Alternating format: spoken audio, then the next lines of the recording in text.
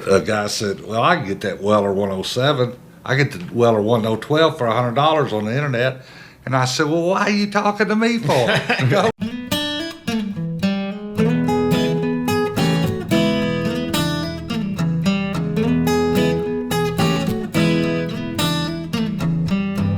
This episode of Bourbon Pursuit is made possible through listeners like you, supported through Patreon, and with partnerships brought to you by the following. Sterling Cut Glass is the official whiskey and tasting glass supplier to distilleries across the country and is also the official glassware of Bourbon Pursuit. They are offering free etched samples to whiskey societies nationwide. Simply email spirits@sterlingcutglass.com, include your logo, and mention Bourbon Pursuit. Take a look at their online catalog with Glencairns, Copitas, rock glasses, decanters, and more at bourbonpursuit.com and click on the banner for Sterling Cut Glass. Hey everyone, welcome back to another brand new episode of Bourbon Pursuit. And as usual, let's go to the news. The Bourbon Affair is happening this week, and if you're still on the fence about it, come and see us on Saturday morning at Higher Proof Expo. There's still tickets available. We're going to be there recording. Those recordings aren't going to be out for a while. So go to kybourbonaffair.com and get your tickets, and hopefully we'll see you there.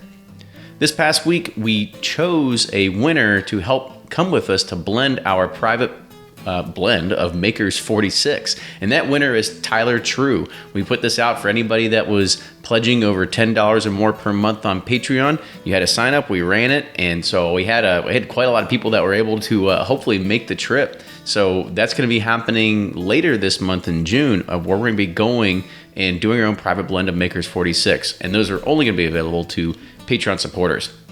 And also congrats to all of our winners from May's giveaway, which was a barrel, that's with 2 R's and 2 L's, that themed giveaway. You know, today's episode features something our fans always like to hear from, and that's the retailer side. If you've ever been to Bardstown and gone through the Bourbon Trail, you may have seen this little yellow store on the side as you're passing to go through to Willett or to Heaven Hill called Toddy's Liquors. Well, our guest today is the man who runs Toddy's. For some of you out there that always want to find epic bourbon, at retail, you probably aren't going to agree with some of his points. But I had the opportunity to catch up with Bill Thomas at Jack Rose and tell him about this episode. He told me that Guthrie was one of the original gangsters of bourbon. Guthrie helped jumpstart Jack Rose into what it is today, and he and Guthrie have a lot of great memories together. But as you could probably imagine, after probably the 10th millionth person on the visiting bourbon trail comes through and goes into Toddy's asking for rare bourbon, you kind of have to see his side of it and know that the market is right for it.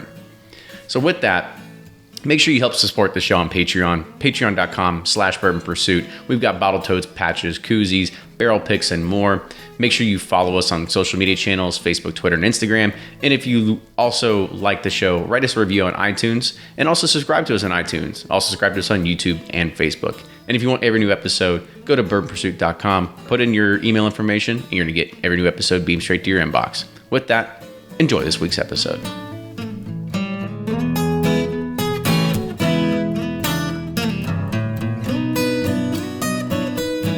Welcome back to the episode of the Bourbon Pursuit Podcast, the official podcast of bourbon.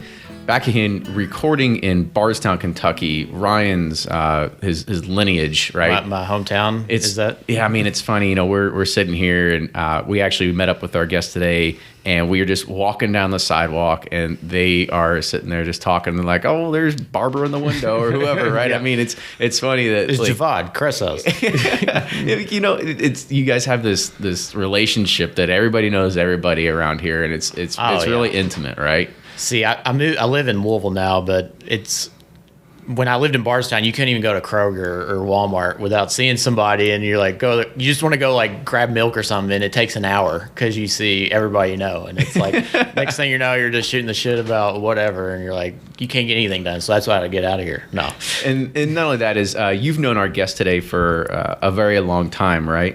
Yeah. I mean, we become good friends here. Pikey, we have a good mutual friend, so that's how we kind of came together. But yeah, Guthrie and I, we go back, and we've been boys for a good bit. So let's go ahead and we will introduce our guest today. So today our guest is Guthrie McKay. probably might not have heard of him, but you've probably heard of his store if you've been on the Bourbon Trail. He is the owner of Toddy's Liquors here in the downtown Bardstown area. Yep. He has been mentioned before on the podcast we had with, I'm blanking now, with Jack Rose, with Bill Thomas. Yep. And that's where he kind of got a little bit famous from there first. So, Guthrie, welcome to the show. Thank y'all for having me, guys. Y'all are doing a wonderful thing. Anything with bourbon is good. Yeah, it really is. I think our fans would say the same exact thing. So Yeah. I guess the first question to kind of get it kicked off here is talk about, the store. When did it start? How did you really start getting into bourbon and stuff like that too? I was looking around. I was working construction, and I was looking around for something to get into. And Toddy Beam, who owned Toddy Beam's whiskey store, he was wanting to get out. This was in 1987. And so I went, and me and my partner went and talked to Toddy, and we bought it out within a half an hour. And this was July. We opened up on July 1st, 1987. And that was 31 years ago. I was 31 years old. I'm 62 now, and I can't believe how time flies. Yeah. Just I knew nothing about liquor except for drinking it. See, this is how great. I didn't even know why it was called Toddy's, but now I guess it makes Yeah, sense. it But was it in that location? No, it was out on Maple Hill. on Maple Hill. It was Okay. out on Maple Hill, and Toddy was a character. Okay. He'd How long had been open there? Toddy had before been you? there for 27 years. 27 He years. had opened it in 1960. Okay. So Toddy's has been going since 1960, which makes us 57 years old.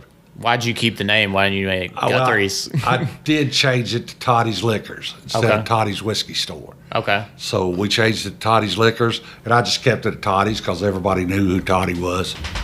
And so there's funny stories with Toddy. I still get calls, is Toddy there? And I go, no, Toddy's not here. And they'll go, well, he told me to give him a call back. And I said, now which Toddy are you talking about? And they said, little short Toddy. Well, Toddy died back in 2001. So they tell me they know Toddy all the time. Yeah. And that's how long it goes back. It's kind of funny.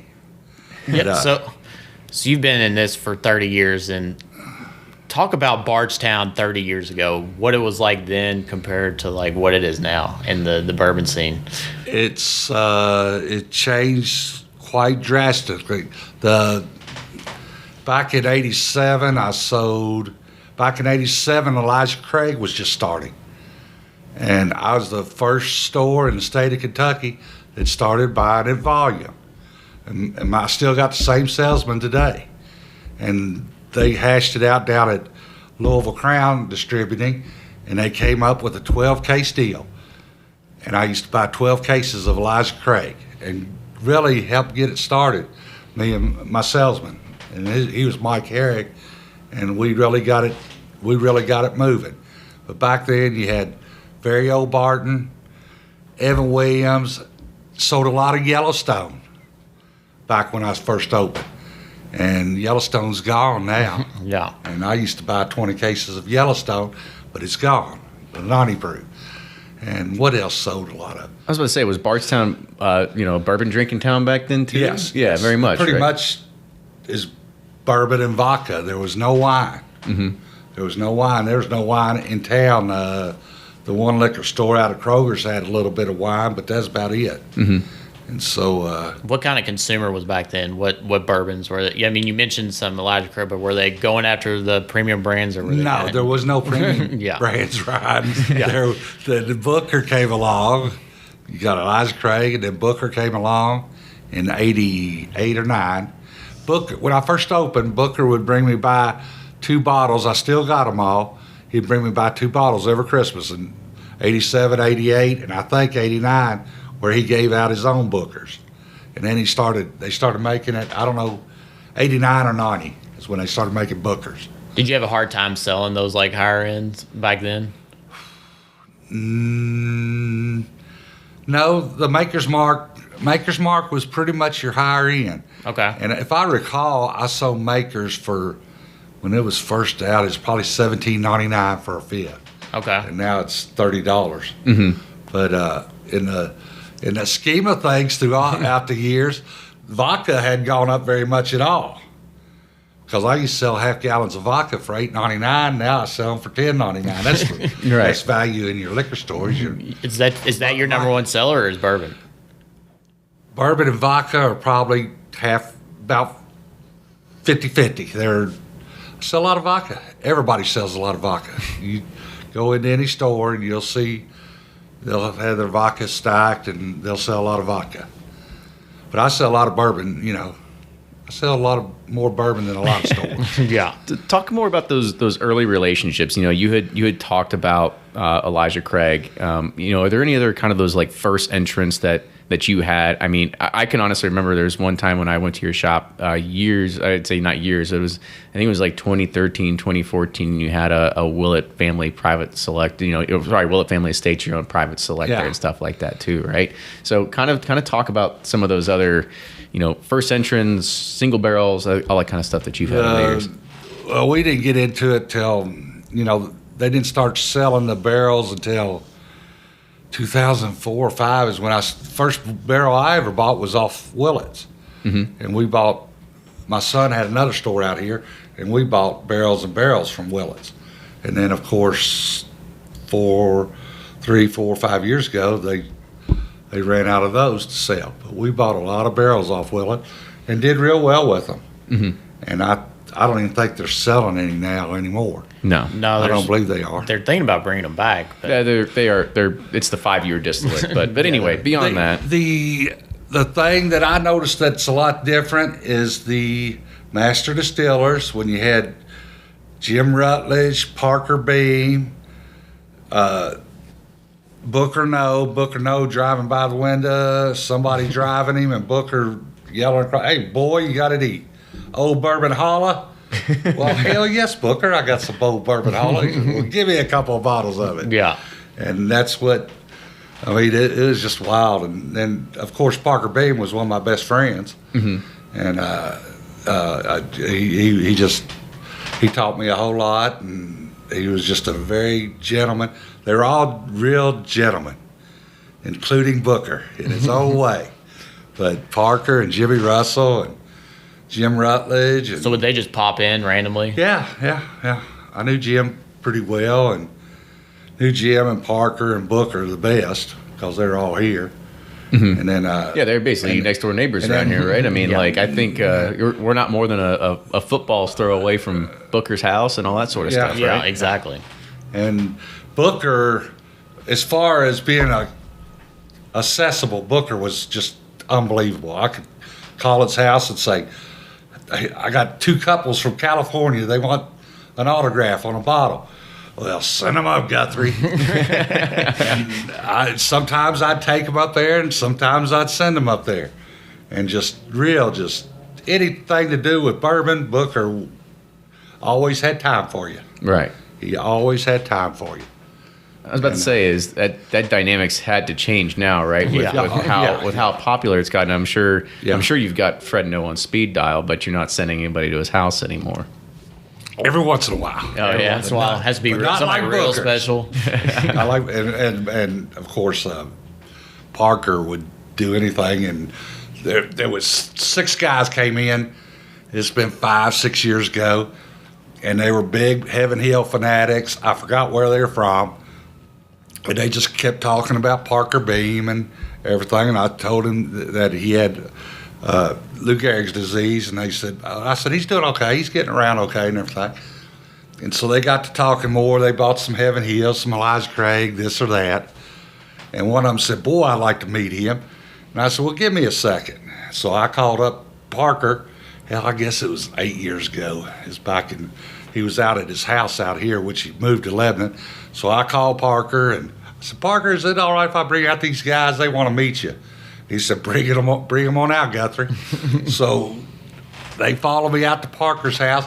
Well, hell, they ended up drinking. They stayed out there for 2 hours. And I'm sitting there going, only in Bardstown, Kentucky could this happen. Yeah. And they just loved it.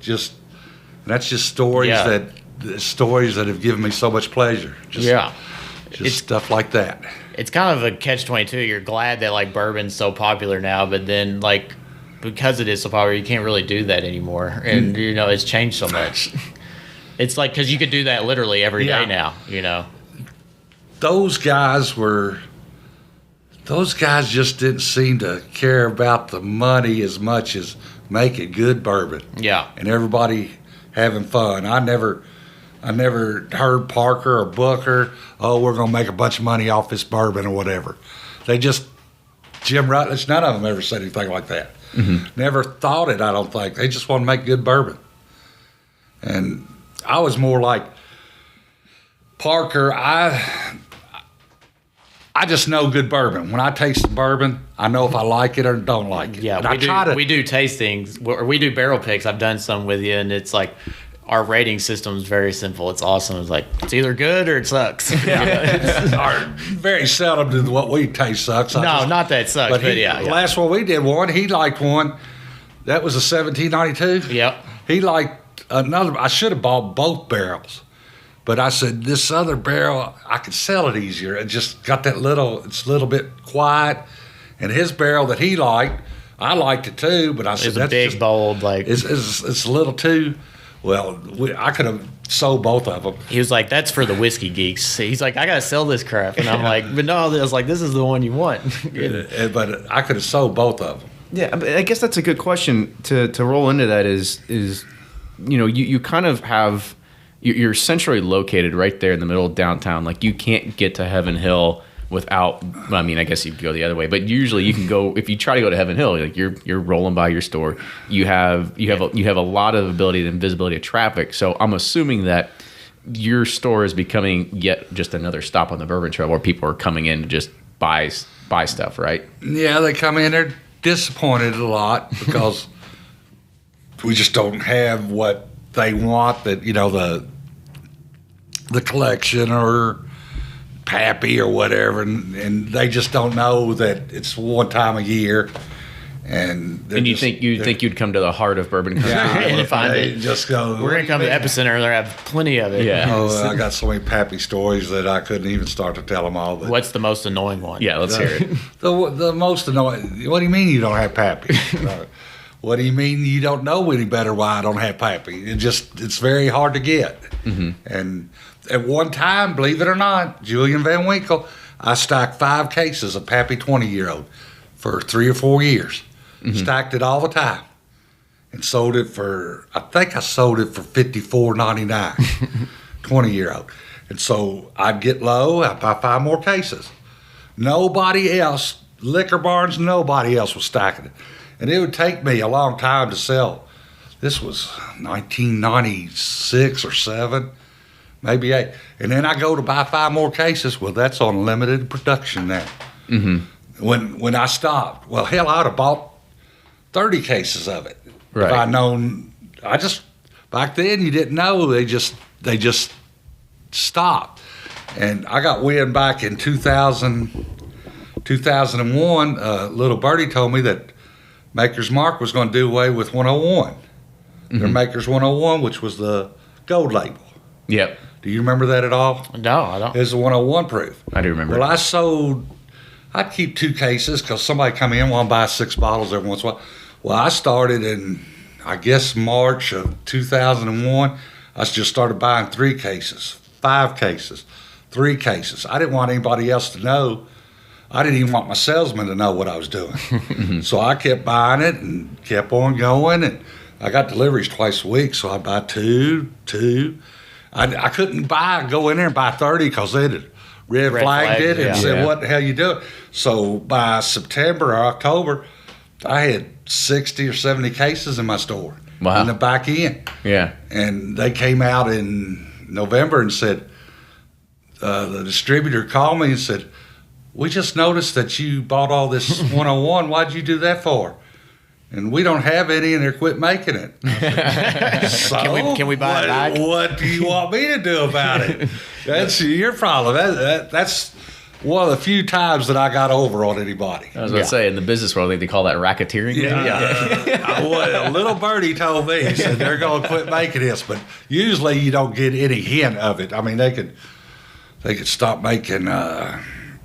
just whatever. Standard Buffalo Trace, right? You don't know. pretty much have. I haven't gotten any for his Bourbon Festival, and I look up at my shelf and I don't have any Buffalo Trace, and can't get any. Yeah, it's all on I'm allocation. sitting there going, duh, that's the name of the distillery, Buffalo Trace, and I don't have any.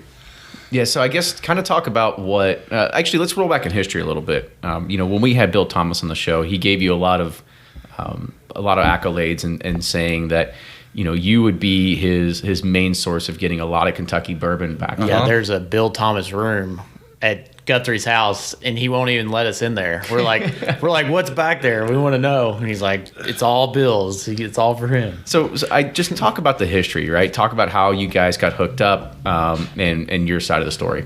Hell, Bill told it the last time he's down at the house. I remember this kid coming in the store, and he wanted to buy a bunch of Four Roses. He couldn't get it in Washington, D.C. They weren't distributed in there. And I said, what you? He said, no, I want to get a bunch of Four Roses. And I said, a bunch of Four Roses? And he said, yeah, I want to get 30, 40, 50 cases of Four Roses. And I said, well, I'll get you whatever you want. So we went through the thing. He had a big truck, or was bringing a big truck, so we got him the Four Roses. I gave him a real good price. We became friends, and he bought. They didn't get a whole bunch until he didn't start getting till about 8 years ago, I guess 2008 or 9. But I got a Rolodex. You won't believe this. I got one in my store that's got over 800 names, where people from all over the country would call me, and the liquor wasn't distributed over there. I did that all during the 90s and 2007 or 8, and then they started getting them, started going to all over the country. Right. I had people from Wyoming, Tacoma, Washington. What would they do? Just fly in in a truck? No, I'd sneak it out to them. I'd sneak it out to them. But, I mean, I still got the box. Every once in a while, somebody will call me. An old customer will call me and say, "Can you get me a bottle of this?" But not like they used to do. Right. Yeah. They used to. Well, Four Roses was a lot of it was the Four Roses, because it wasn't. It's pretty much in Kentucky and when they first came back in Tennessee and stuff. Mm-hmm. And it's been an experience. So what's in that Bill Thomas room? I want to know. I haven't. He's got them all taped, and I haven't looked at them, Ryan, to tell you the truth. But we might get in one next time you're. Wait, you mean down there's just boxes, like just boxes taped up, There's bottles. Yeah. There's a couple boxes and bottles. there's a whole room. When Bill listens to this, my wife wants to know when he's going to come get it. Well, he comes in town, though. Does he just take some and leave some? And sometimes he just goes back there and looks at it. Okay. And that's it. That's it. Admiring a collection. He Bill micro machines. As far as I could tell, Bill knows more about it than anybody. As far as where the bourbon came from, he amazes me how he knows who made the bourbon, and it might be 50 years old. That was so and so, and I was, how you know that? Yeah, he geeks out on it. He really knows it. He knows it. He knows the price of stuff. He does a great job. Right. I can't imagine anybody knowing much more than him. So another question I have is you had mentioned that you would have 5 stacks deep of Van Winkle, and you look at what the market is today and how it's just not there. Does it make you a little pissed off to know that when you try to go and talk to your distributor and you say like, well, hell, I was buying this shit years ago. Like, why are you just now, like, are you playing these games to be able to say that, well, I can't have any, or I can only have a limited amount? I mean, like, I was buying more than your other customers back in the day. Yeah. It's a $64,000 question. I don't know why they do the things they do. Mm-hmm. And as somebody once called it, they said it's the most legalized form of mafia. I don't know if I can go that far, but I've had the pleasure to work with a lot of distributors that have helped me. It's more numbers these days with all of them. It's not personal relationship or anything. And used to be that Vertner Smith, Mr. Smith came out to my store. Mr. Levitch came out to my store that owned Louisville Crown. You had the Bryants that owned Bryant Distributing. They'd come down. All the presidents of the distributors would come down once a year, come through Bardstown.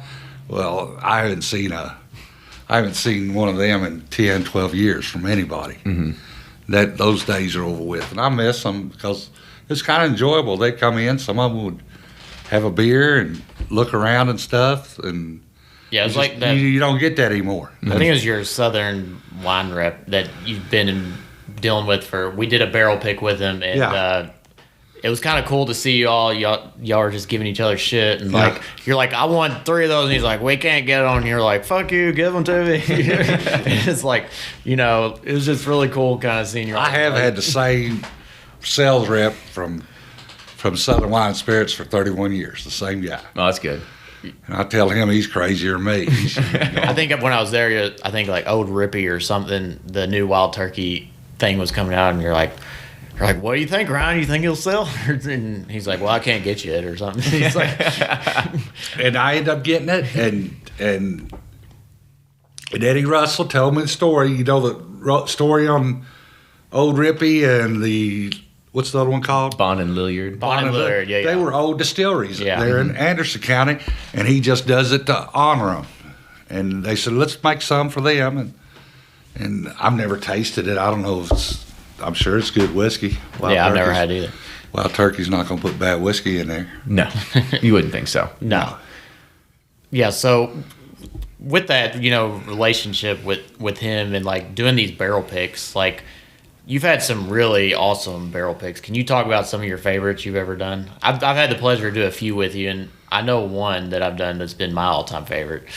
The Four Roses. I think we did. The leaky barrel? Yeah, that we did. That was the one where we only got, I only got 36 bottles? Yeah. That was the best barrel I've ever had. Yeah. That's the best bourbon I've ever tasted. It's funny, I still got a bottle of it. I got like half of mine left, and I don't know. Damn, it was good. We both tried it, and we looked at each other, and I was like, this one's a special one. Yeah. And then she goes, well, there's only like 30 bottles, and we're like, we'll still take it. So I took that and bought another one that day. Okay. Yeah, we did the two, and then the 1792 was good, and then this Russell's Reserve is really good. I've had the pleasure, the old Booker's that he gave out before he started Booker's, that was delicious. Yeah. And I think I still got half a bottle of that somewhere. I'm real bad at losing stuff. But it's just it's been a good run. I've enjoyed bourbon all my life, so I've been real lucky for the last 31 years. Yeah, so is it more fun now that all this attention is here and on you, or do you miss the good old days? I miss the good old days. Okay. But it was slower paced, and it wasn't the bottom line and all that stuff. It's more they're counting their chips every day, and I don't know. It's different. Do you think it's affecting the quality, or do you think it's? You gotta understand is that it is all about money now, Yeah, right? I mean, there's no doubt about that. and not even that. Even 15 years ago, they didn't do it as a charity, right? So no, you got Beams selling for $15 billion. 6 years ago, and no telling what they're all worth now. Absolutely, there's no telling what Heaven Hill's worth. They paid $337 million for Sazerac paid that for Barton's. Mm-hmm. Well, there's no telling what that plant down there's worth now. Absolutely, it's got to be worth 3 times as much, maybe 4 or 5. I don't know. Yeah, are you looking forward to see Bardstown grow in that regard? Do you think that the amount of money that's coming in, do you think they're going to reinvest into the city to be able to help with infrastructure, help with people that are getting into bourbon, or do you think it's still Heaven Hill's been a good partner for the city of Bardstown. You know, they have. I wish we could do a few things different with the liquor stores, but What would you do differently? Yeah, I was about to say. I would just work together and make a few more bourbons. I don't know why they don't do that. I've asked them all. I said, why don't y'all make your 10-year-old very rare? And I only sold 75 cases a year to people from Minnesota, Wisconsin. Call me up, say, Guthrie, you got 2 cases? We're coming through that way. And yeah, well, I don't have that anymore. Mm-hmm. It's gone. They quit making 4-year-old. And I understand some of it, but I think the uniqueness of bourbon is all the different kinds. And that's what I miss. You had original barrel, you had old bourbon hollow, you had Dowling, you had Mattingly and Moore. Well, Mattingly and Moore is going to sell it in Bardstown. And you got people from all over the country coming in. I'm Mattingly and I'm Moore. Can I get that? I think they sell Mattingly and Moore blend somewhere, but not in Kentucky. Gotcha.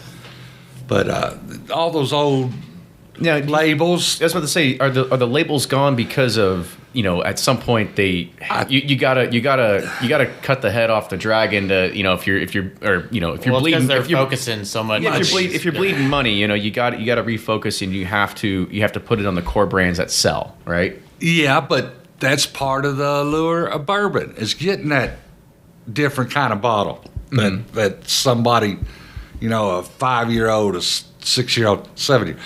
To this day, I don't know. Jim Beam quit making 7-year-old 3 years ago.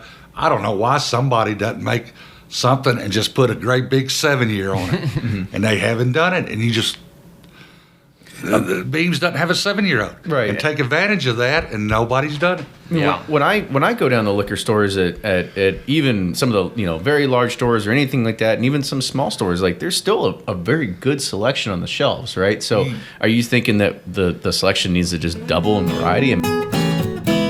This episode of Bourbon Pursuit is made possible through listeners like you, supported through Patreon, and with partnerships brought to you by the following.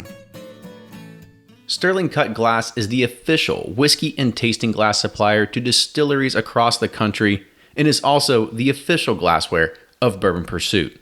Sterling has contracted with the finest European crystal factories to bring the best quality glassware into their Kentucky warehouse and production facility. If you've been following us on social media, you'll see how their deep etched glassware is truly the best in the industry. I know because I searched up and down the internet to find out who was the best.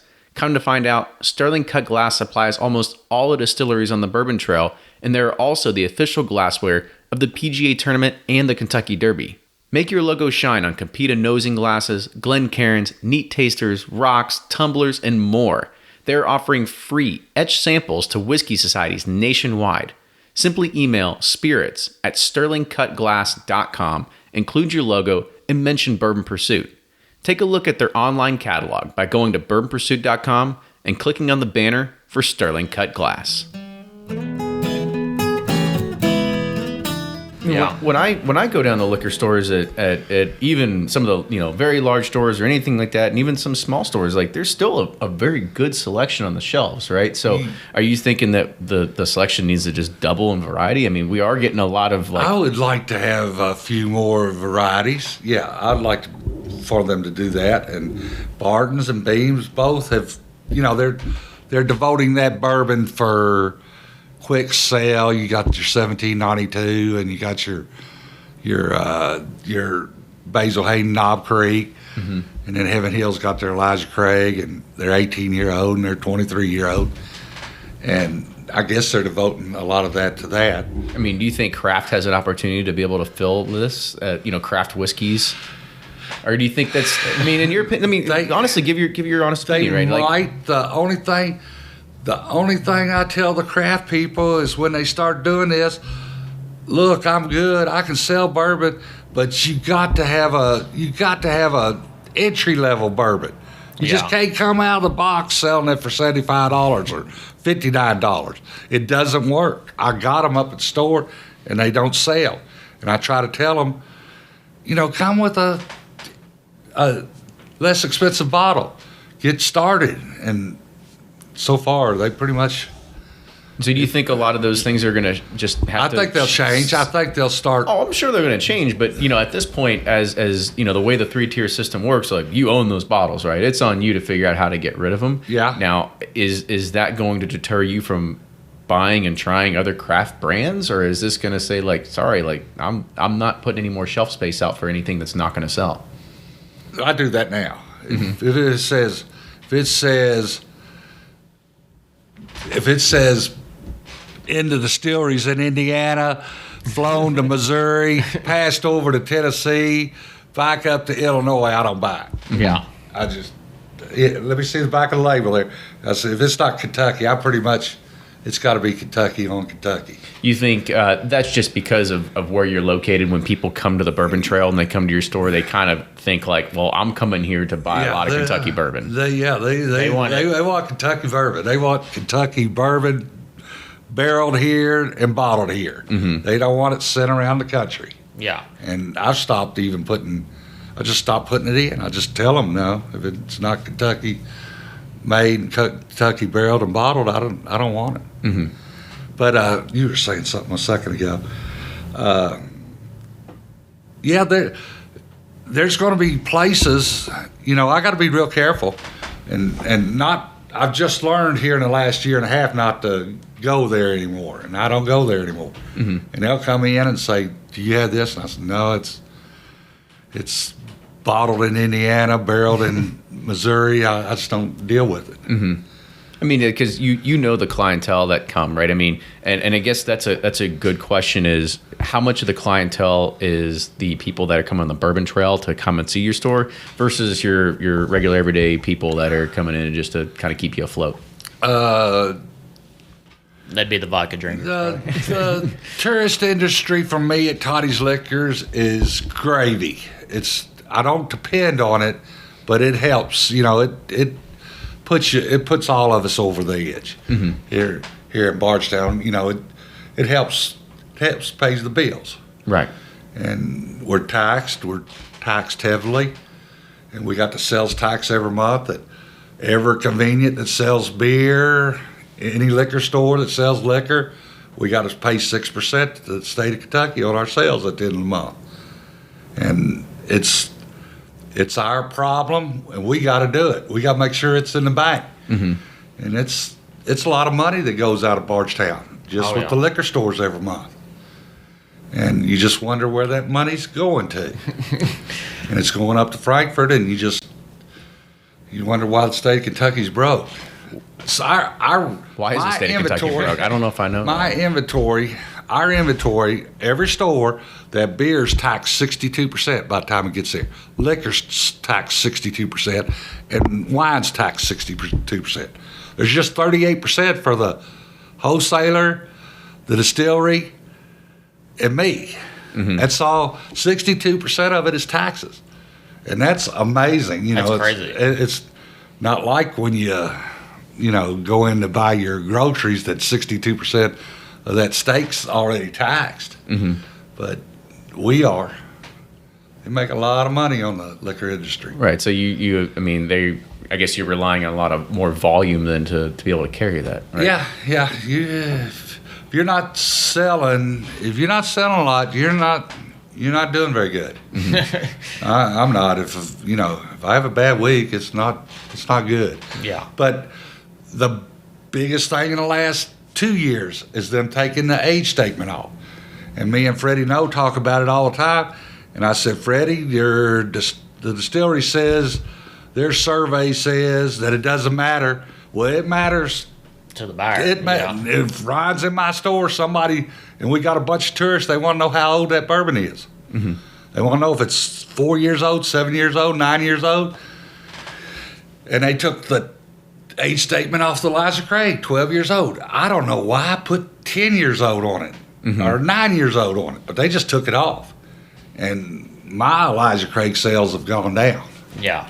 I'd say you said like most people show up, they're disappointed, and why? That's one of the reasons. The biggest is the age statements. Yeah, it makes a difference at my store, but we're in the heart of bourbon country too. But mm-hmm. where our survey says that people don't care. Where are these people? I was like, the ones that come in Tell here. them and come in Toddy's liquors and take that survey. I was gonna say, Guthrie, where's your survey at? Yeah, and Freddie agreed with me. He said, I tell them that all the time, but they took the 9 years old off the Knob Creek. Mm-hmm. You know what people do when where's the 9-year-old Knob Creek? And they're doing that to me now.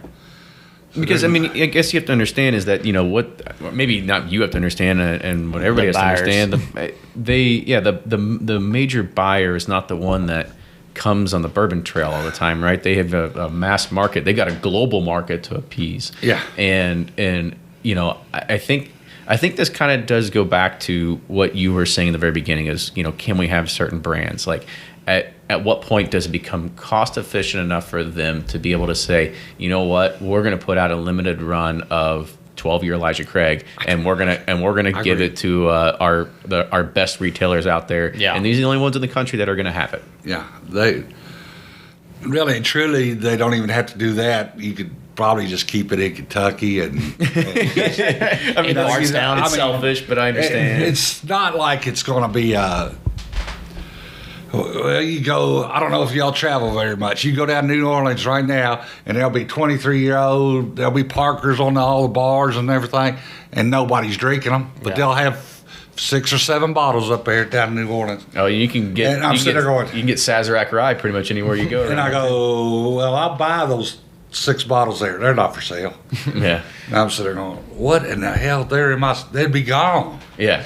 They'd be gone. And that.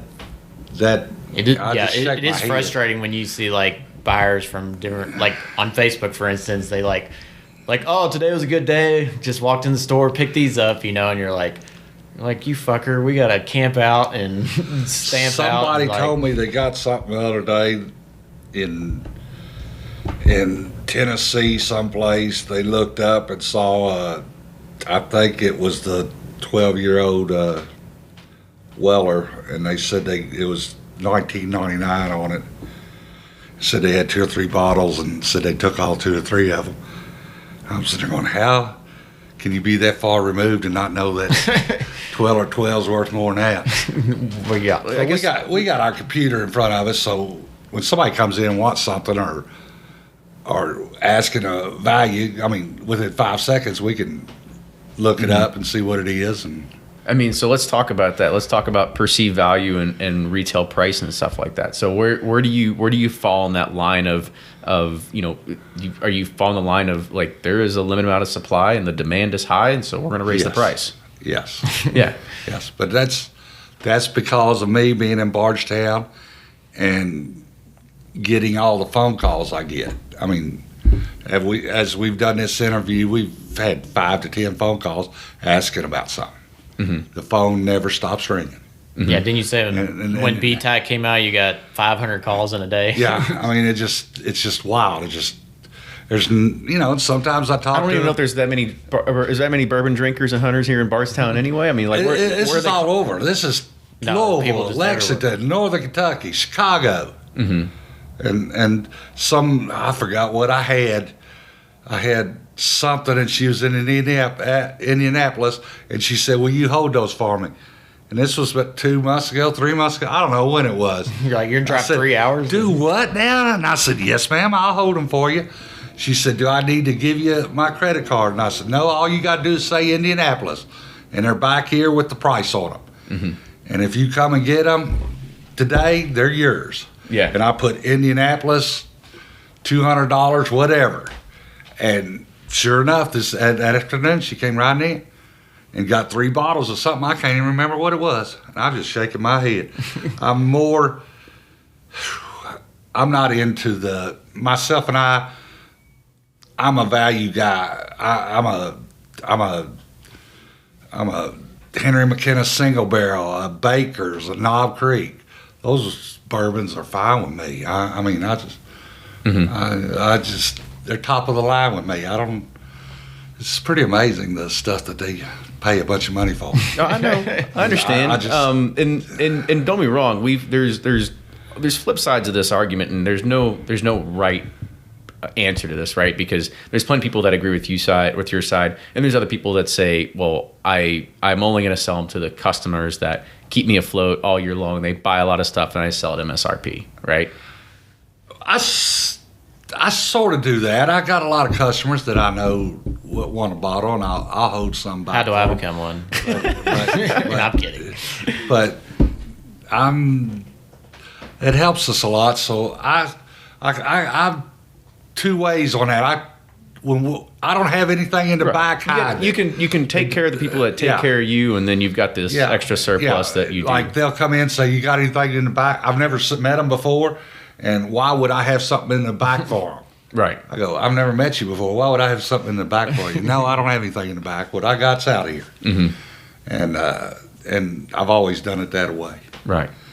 I've tried to be fair and try to middle ground it, what you're talking about. Mm-hmm. But I'll take, and then I got guys from Louisville that I've known through the years, and they finally just given up. And I took care of them on the Pappy and stuff, sold my whole collection to them, so I wouldn't even have to be bothered with it 5-6 years ago. And then it got to be where I sold them so fast it didn't matter. Yeah. It didn't matter. Right. So and he said, I understand, but if I get something special in, I'll call him and he'll come out and get 2 or 3 bottles. Are you hoping this bubble bursts, or you hope it continues? I hope it continues in a growth way where they have more of whatever they're giving out. Now, what's Kentucky Owl going to do? You know, are they going to make a lot more? Or I would imagine if they're getting ready to plant $50 million and make a distillery. That's right? I got 3 bottles of that. When did they come out? Back in September. Yeah. I got 3 bottles of it out on Wednesday morning at 10:30. Put them on the left side of the cash register. You know what I'm talking about. Yep. Put them there, and somebody said, "How much are they?" And I said, "I don't know. Let's put $750 on them. $750." Holy smokes! And they said, "Well, that's might be a lot." And I said, "Just put $750 on them. They'll be gone today or tomorrow anyway." 15 minutes later, a little old lady comes walking in the store, and she says, "I'm looking for Kentucky Owl." And I said, "There's 3 bottles." She said, "How much are they?" And I said, $750. She said, "Can I have all 3 of them?" Oh my gosh! Now, she bought all 3 of them. I mean, within a half an hour of me putting them on the ship. Now, is that just more money than sense at that point? I've never tasted it, Kenny. I mean, so I don't know. I mean, do you look at it and say like? I mean, do you look at people like that and you're like, what an idiot! Like why would you even? No, I don't say that, Kenny. But He's like, I know the lines you're thinking about. But that's I've been in it for so long. I just know I'm not trying to. I don't have a gun to anybody's head. You don't have to buy it. Mm-hmm. And when she said that, I said, "No, ma'am, you can have all 3 of them." Yeah. She said, "Can I use 2 credit cards?" And I said, "You can use 2 credit cards." She said, "I don't want my husband to see $2,300 on one of them." Wow. So she divided it up and she bought all 3 bottles. Wow. Well, don't let Dixon hear this, because then he's going to keep raising the price. Yeah. They So what do you think about the I guess I think one hot topic for you is the gift shops selling it at their stores, and them taking all the bottles that liquor store owners should be getting, especially here in Bardstown. It hurts Bardstown, it hurts Lawrenceburg, and it's starting to hurt down in Louisville. The Louisville liquor stores are getting it from downtown and the Whiskey Row place and stuff. They're selling down there, and yes, it's. I never dreamed from Bill Samuels' one simple Maker's Mark bottle dipping it 16 years ago that it would go to this. Yeah. That they would be selling. What hurts us so bad is all the products they sell over there that we don't even get. Mm-hmm. I mean, all of the Heaven Hill and Maker's Mark both. I mean, oh yeah, some of the we don't even get them. A lot of the Parkers or the William Heaven Hills and one stuff like the Willets that. used to sell the Willets, family stay. Now you can't even get in. Yeah, we don't even get it. Well, let's think about this in a different arena real quick. Would it be more beneficial, because at this point they would just be leaving money on the table, right? I mean, you think if you go to an experience that, oh, you want to come away with something, right? And a bottle of whiskey at a distillery, it kind of makes sense, right? Yeah. Now, what if they were just limited to selling, either, only the limited editions, or just only, basically their run of the mill stuff? Like, how do you find that fair ground where it's, and not only that is most of these places, they charge more than your regular retail shop, so they don't want to try to take it away, but they're leaving money on the table unless they actually have something. The best way I can answer all this is before and after, before the gift shops and after the gift shops. I got more interest, but I used to do pretty good in the late 90s and stuff without the gift shops. So everybody says, oh, it's helped you tremendously. I really don't know if it's helped me tremendously. I don't know. And that's one thing about it.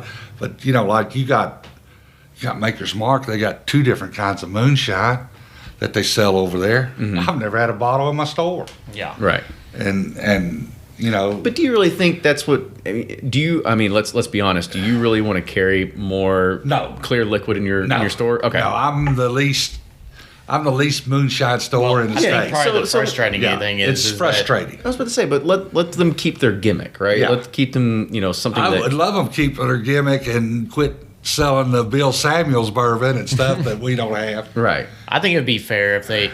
I think it's fair that they can sell like Elijah Craig or their standard core brands, but I don't think it's fair to liquor store owners that they can sell their limited releases there and charge more. I personally believe that, because you got customers coming into a liquor store consistently buying beer, wine, liquor all year long, and then they want one time a year to get a special, and they can't. But they can go to the gift shop that they don't spend any money to except one time a year and go get it. I don't know. That's how I kind of feel about it. But I am good friends with Guthrie, so I'm on his side. We were talking a little while ago, and for them to go out there and buy $400 bottles and line up and $300, I just shake my head.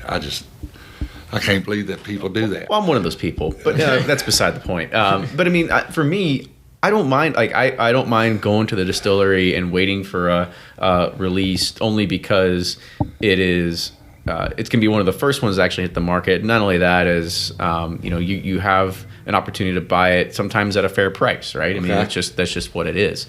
Now, do you drink those bottles, or do you save those bottles? A little bit of both, right? Okay. I'll show you a picture of my bar after this, and we can talk about that. But he's got tons. The idea is that I have the opportunity to get them at a fair price, and and I'm sure you're not alone in this situation. Is that I've got my own retail store that I go to and I support, but I'm not the only bourbon drinker that goes there, right? Yeah. And I've got to be very selective about. I just can't go in and ask for every damn release that comes out, right? I just can't do that. I have to be very selective about what I want to do and let it be fair to his other customers. So therefore, I have to have basically a plan B, right? So that's kind of my thought process behind it. Yeah, no, I can see both sides. I think it's very touchy. I think I'm just used to the old days of walking in, the Toddies or wherever, and they had it. That's what's frustrating for they've always had. But that was anywhere. That was 5 years ago. Those days are over. Now, I just haven't gotten over it. In Bardstown, we've got hit the hardest. You got Jim Beam, you got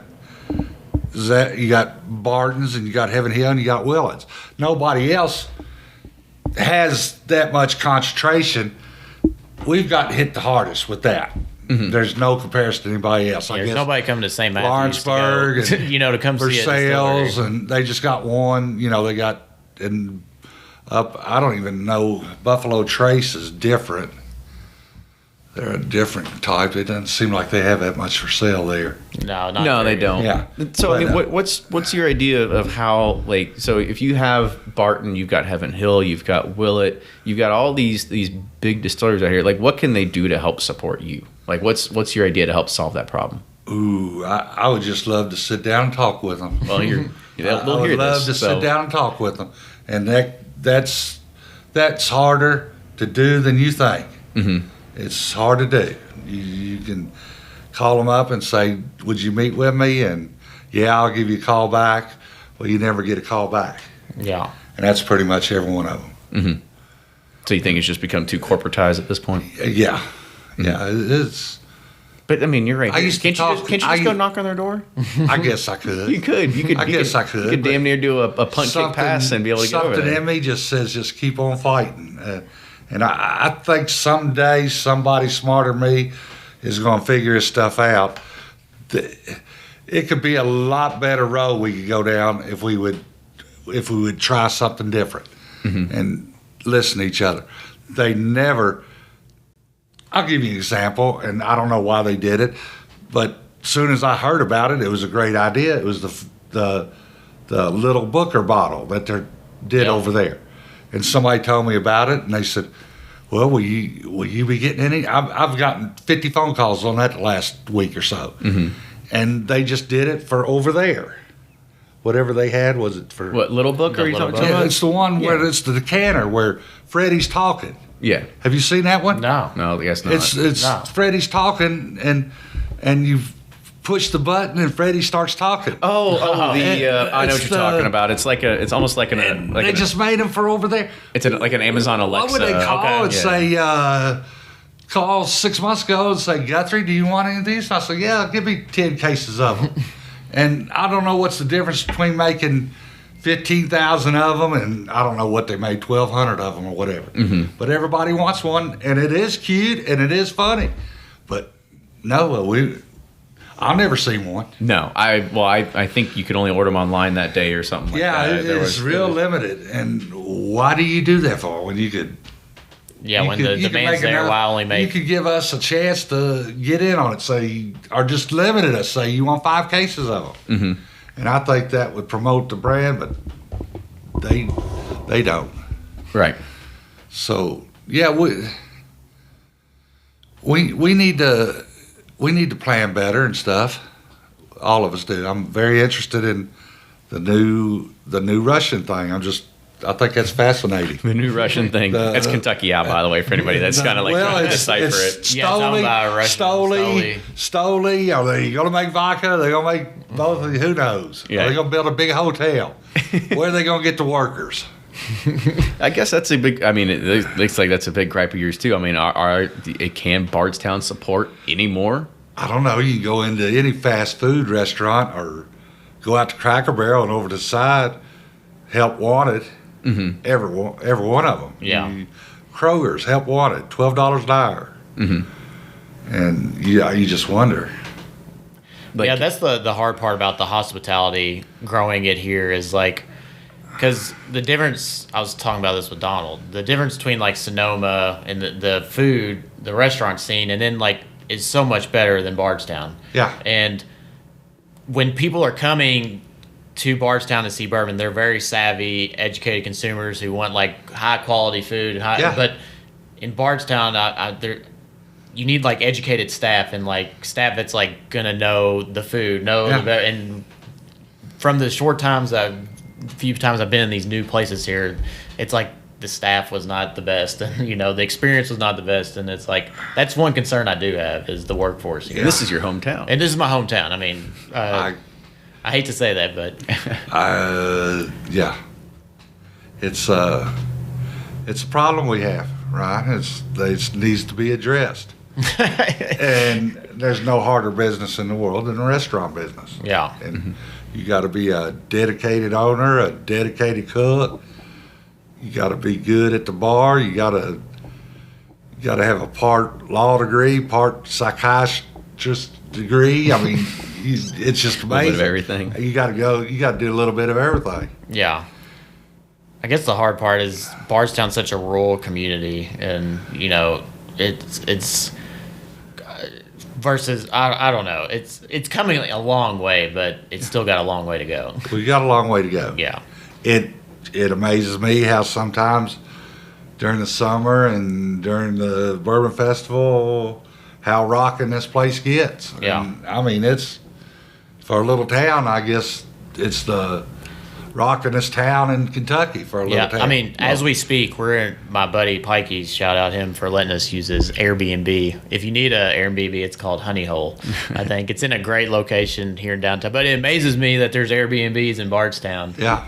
Now that it's gotten to this point. So there is, it is exciting. All over the place. So when Bourbon Festival is starting to spin up, what is your consumer base, or what are the people coming in from out of town? What are they expecting out of your store? They're expecting a lot more. All the bourbons we've been talking about, not having them and stuff. Mm-hmm. They can't understand it. Right. No, that's once a year, and that'd be next month. Mm-hmm. Well, can I get on the list? There is no list because I don't get enough to make up a list. Mm-hmm.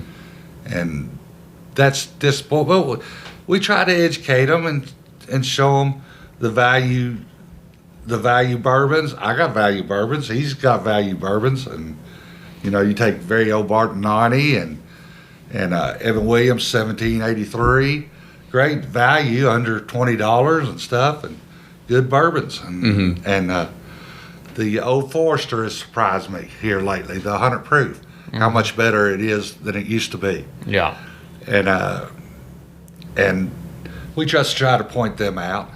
I got the Heaven Hill 6-year-old. 6-year, yeah. 6-year-old. Do you sell a lot of that? I sell that by the case. Yeah. Because They'll come in. I said, try a bottle, and if you want to, come back and get a case. It's like it's cheap enough, right? So it's cheap enough. It's $130-something a case. Mm-hmm.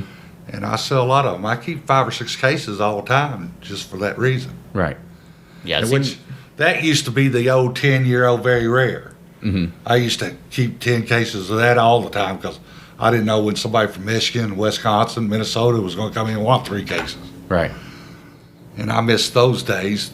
I just don't have much left. I got Heaven Hill Green and Heaven And the Hill white label. White Label. And So as we kind of think about this and start closing out, you had a lot of gripes. What is your kind of give us like a two checklist, like what are the positives that have come out of this? All the friends that I've made from all over the country, it's